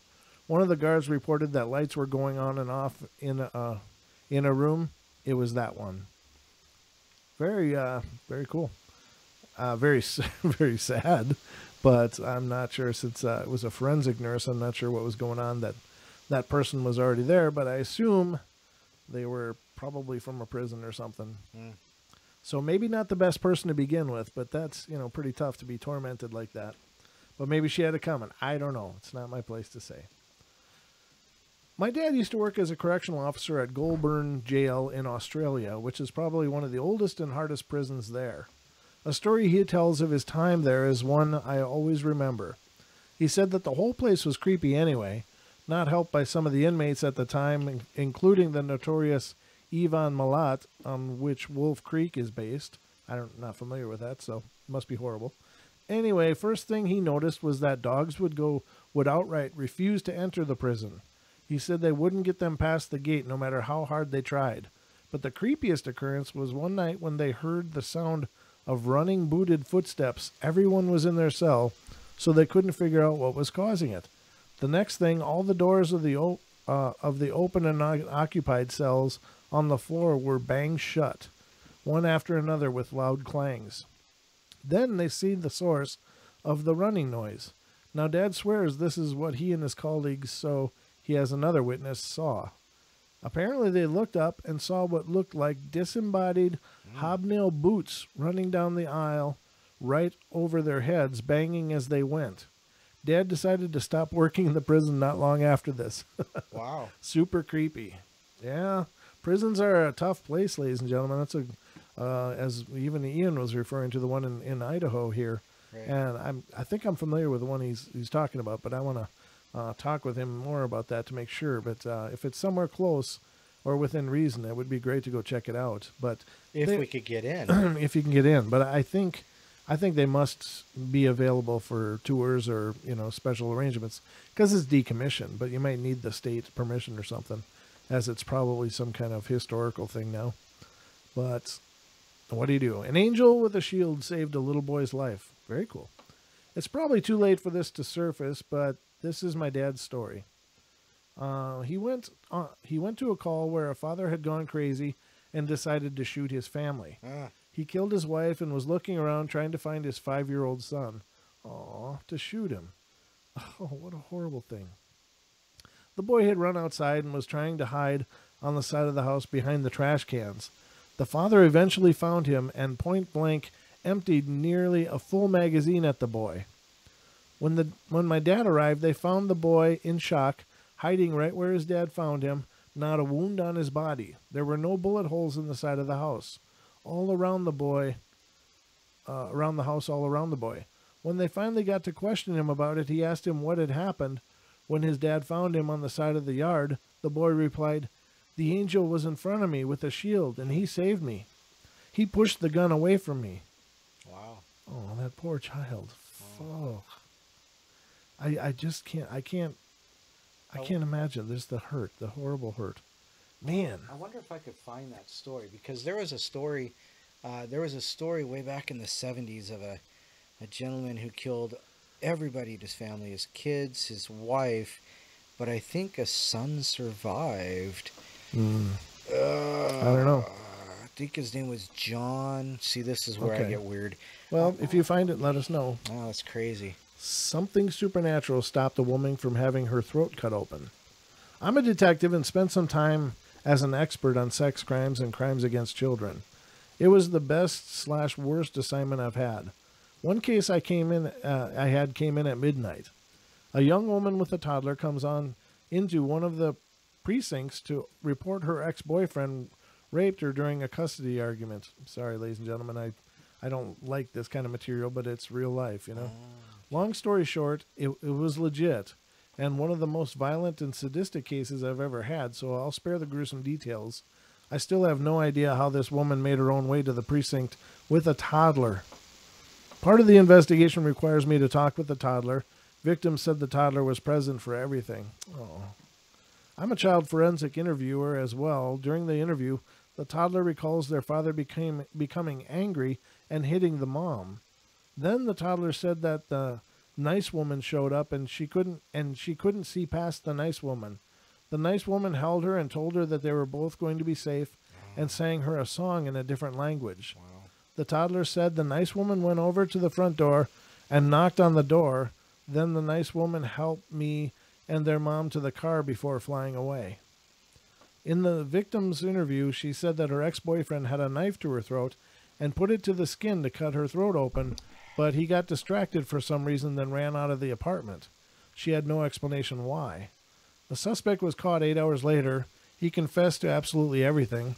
When I asked him about the knife to the throat, he said this: "I swear to God I was going to cut the woman's throat open, but I thought I heard a knock on the door and thought it was the police. Once I saw it was clear, I ran outside." He is now serving life in prison, and the mom and toddler are safe and doing well. I'd love to know more about the nice woman. Yeah, no doubt. Yeah, no kidding. Wow. See, that's just the way it should be, right? Yeah. Where when somebody's absolutely powerless, then some wonderful force steps in. Yeah. Right. It's, I don't know, in a perfect world, right? Right. I found that person I was talking about, and the answer is no, it wasn't him. Oh. But this guy did kill his mom and his wife and 3 children. That's horrible. Yeah, this is, yeah. Okay. So, not this guy. We'll not cover that one. We saw a strange shadow coming out of the jail cell. Former inmate in a small county jail in Oregon.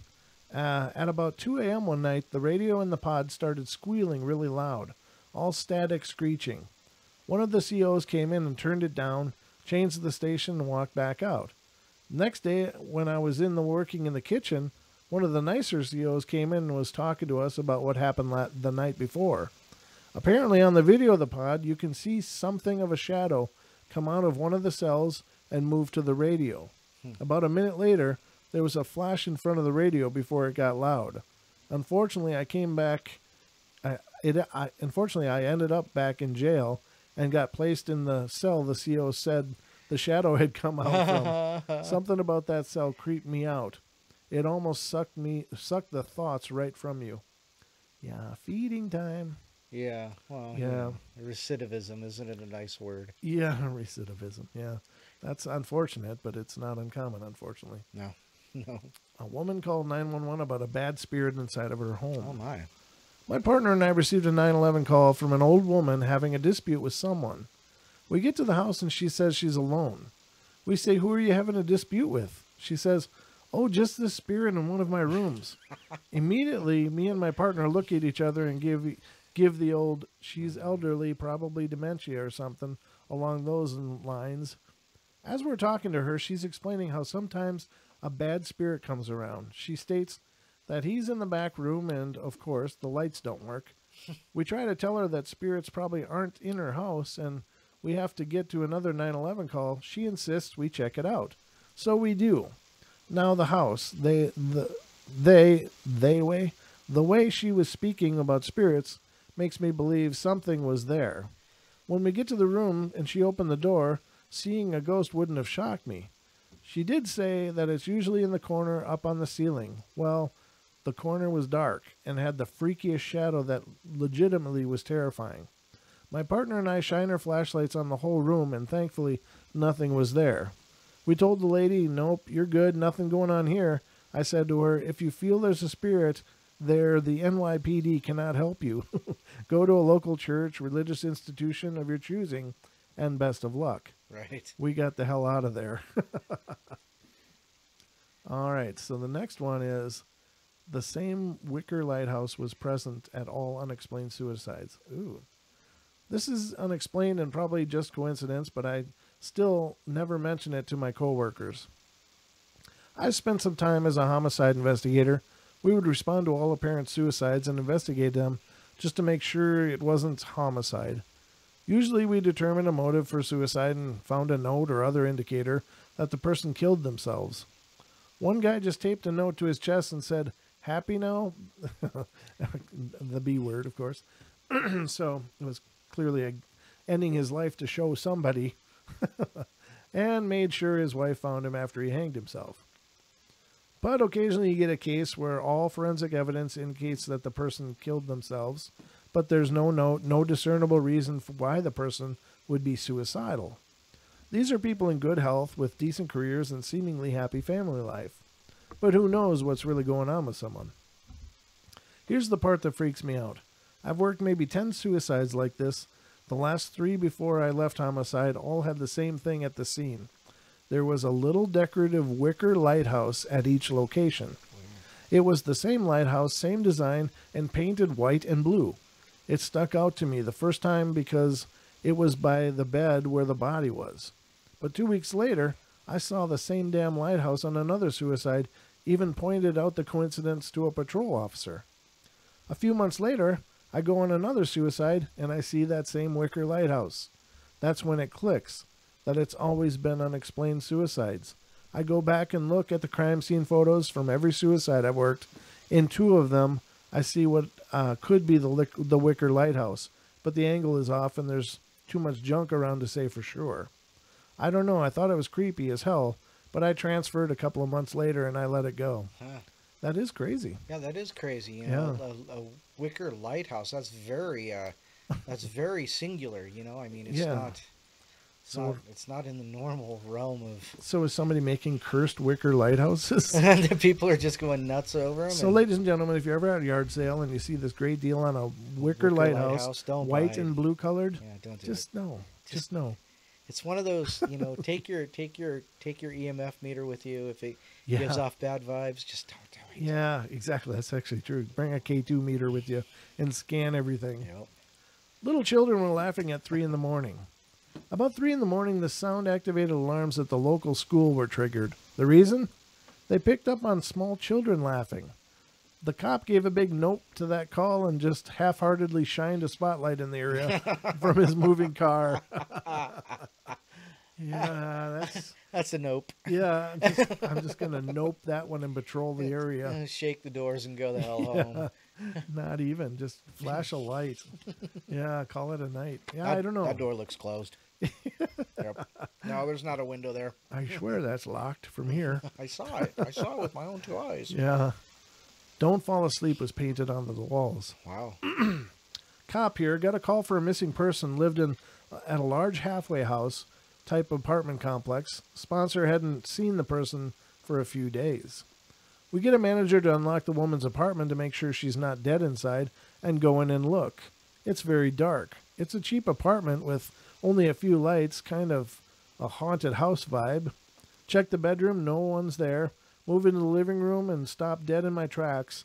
In the semi-darkness, written in large swaths of black paint on the wall, is the phrase, "Don't fall asleep." The phrase was copied several more times in smaller permanent marker on other spots in the living room, like something was haunting this lady enough in the dark or in her dreams to make her not want to ever fall asleep. Made all my hair stand up, noped right out of there, and filed a missing persons report, and never heard anything about it again. Isn't that a Freddy kind of thing? Freddy Krueger, isn't that Don't Fall Asleep, right? Yeah. The whole Dream Warriors kind of thing. Right. Okay, during a welfare check, I raised the dead. Oh. Cop here, partner and I were dispatched to a welfare check. Elderly guy, nobody had seen him in a few days. Mail overflowing in the mailbox, missed a doctor's appointment, car hasn't moved, etc. We both knew we were about to find a body. We arrive on scene and can't get anyone to the door. Look through the window and sure enough we can see his foot on the floor in the living room. My partner is a corporal and pulls rank and makes me go first. Door is unlocked, and as soon as we open it, we smell a mostly fresh dead body. Almost relieved, we both enter, and he tells me to check vitals on a dead dude. He is obviously dead, with lividity, dried feces on him, and dried saliva around his mouth, so I go to stand over him and see if I can get a pulse, at which point he takes a deep breath, rolls over, and asks why are we in his house. At this point, we are both start screaming, oh damn, and what the hells, as we both run out of the house.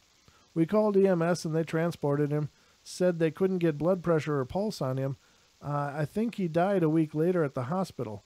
I still get jokes about raising the dead. I'd have noped right on out too. Yeah, I mean, he had dry poop on him and dried saliva, looked all dead, and then takes a breath. Wow. And opens his eyes and asks, what the hell are you doing in my house? Nope. Let me see if I can put this very succinctly. Nope. Yeah, exactly. A patient, deceased father, visited her in the hospital room. I am a CNA, certified nursing assistant, in a local hospital. One of my patients must have had quad bypass, open heart surgery, or had just had, and I went in to check her vitals. The room was dim and the hall was quiet. I'm looking at her, and in the corner of my eye I see something drop from the ceiling out of nowhere. It makes a big clunk sound, and I turn to see what it could be. There's nothing there. At that moment, my patient looks up at me and says, "My dad's here." Passes back out. I finish my job and leave. When I would go to that floor again, as a floater, I would hate to go into that room. Wow. They heard a baby crying, but couldn't find a baby anywhere. That's creepy. Yeah. There was a small island just off the coast of PEI. What's PEI? I don't know. And one night, people had called the police to report a baby crying from the island. The police show up, and sure enough, they hear a baby crying. They make their way over to the cries, but when they get to the island, the crying stopped. They searched everywhere, and guess what they found? Nothing. No baby or any sign that someone might have been there. They started to leave the island, and immediately the baby crying starts up. Of course, they go back, and it stops. I can't remember how long they were looking, but they haven't found anything, and you could tell it has been bothering him for a long time by the way he talked about it. It always creeped me out, and I doubt I'll ever forget about it. Yeah, no doubt. Yeah, that's horrible. PEI is Prince Edward Island. Oh, okay, sure. Yeah. That's over on Nova Scotia area? Yep. Gotcha. He saw a procession of injured ghosts outside of the prison. My dad used to work as a CO, corrections officer, at a rural prison. He drove perimeter, which just means he made circles around the jail in a truck, checking empty buildings for runaway inmates and just generally being bored for 8 hours every night. One night, my dad is parked on a hill just reading a magazine when he starts to feel a thumping in his body. He described it as the feeling you get when speakers are playing a song with really heavy bass and you can feel the bass in your whole body. Anyway, he puts the magazine down and checks his rear view and sees someone just outside the truck. He grabs his pistol and jumps out of the truck, weapon drawn, and when he gets outside, he sees a procession of Native Americans walking through the truck and directly through his seat, only to disappear in the exact spot he was sitting. He said it was clear as that they were ghosts because many of them appeared injured. This went on for a few seconds, and then the whole procession disappeared. Wow. He called the other perimeter guy on his walkie to try to explain, and the other guy almost immediately stopped communicating. Turns out the other guy had seen this happen before, but didn't believe in ghosts, so he wouldn't talk about it. I've seen it, but I don't believe it. I'm telling you, folks, some people just can't be convinced. A little girl claimed that she lived with demons. Ooh. EMT here once had a call at our local mall. Show up and an 8-year-old was having problems breathing. Her mother, aunt, and cousins had just been caught stealing, and it was late at night. We assumed the breathing problem was stress-induced. Once we got into the back of our unit, she looked up at my partner and myself in the eyes and said that she lived at a bad place. She said she lived with demons, and I kid you not, as she described the demons, my heart rate plummeted to 90 beats per minute, from 90 beats per minute to 45 beats per minute in a matter of seconds. My partner and I looked at each other and immediately started trying to lighten the mood and preparing for a code. She ended up being okay. I will never forget that experience. Wow. I thought he said my heart rate. He said her heart rate plummeted from 90 beats per minute to 45 as she talked. Wow. We saw a mysterious man on the highway in the middle of nowhere. Not LE, but paramedic/fire. Not law enforcement, but paramedic/fire.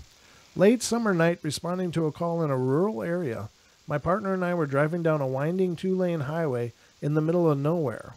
No light of any kind other than the headlights and moon. We're coming up on a sharp right turn when I see a man traveling across the grass from an area of brush. He's moving very quickly and smoothly, as if hauling butt on a bicycle. No up or down motion like running. Obviously, I'm pretty confused about a hillbilly on a bike in the middle of the night, but not surprised. He comes to a tree and stops. It's about this time we're driving by him, look out the window, and see a man standing next to this tree with no bike or anything in sight, just standing there, staring at a truck passing by. My hair is standing up. We continue towards the call and ask my partner if he had seen the guy. His response is, "Man, I thought I was crazy." That's just the way the paranormal works, ladies and gentlemen. You just never know when or where. I bought ice cream from a shop that had been closed down for years. I love these stories. Wow. When I was 19 to 21, I was employed as a security officer through a local private investigator firm. I know I wasn't technically a law enforcement you're asking for, but I always wanted someplace to share this story. I spent the 12 p.m. to 12 a.m. shift at an upscale theater, and then my boss called me and told me I was assigned to a YMCA construction site that everyone kept calling out from. The sooner I could come in, the better, he said. So after working 12 hours at the theater, I spent another 3 p.m. to 8 a.m. at that site. By the time I arrived home, it was around 9:30, and I was so tired I could barely keep my eyes open. But I received a phone call, and it was my brother. His birthday was that day, and I had completely forgotten about it. My whole family and I went shopping around, and then ate at a restaurant about 45 minutes from my house. At around 1 p.m., I told them I had to leave because I just couldn't keep my eyes open. As I was driving home, no amount of music or driving with the windows down would keep my eyes open. I started drifting into the opposite lane of traffic, and I decided it was best if I pulled over. I looked around, and there was an ice cream shop, so I stopped in. It was a weird place for it to be because the highway I was driving on was a small country highway, and it was on the outskirts of town. So an odd place to put up a shop that seemed to rely on foot traffic. There was a woman out front asking if I had stopped for ice cream. Oh, geez, we're almost out of time. I'm not going to be able to finish this, ladies and gentlemen. Wow. Oh, wow. 40 seconds left. Well, that's it, ladies and gentlemen. Hey. Apparently the ice cream place does not exist, though, and that's the cool story. But I hope you guys enjoyed the show. Sorry for the tragic ending just now, but the time got away from me. I love you all. Thank you so much for being here. Thank you for being a part of what we do and for supporting what we do. We love you dearly. Stick around for Jimmy Jean Into the Microcosm coming up next on iHeart, TuneIn, TalkStream Live, and TFR Live. Love you all. Be good. Take care, and we'll see you next time here on the Portal.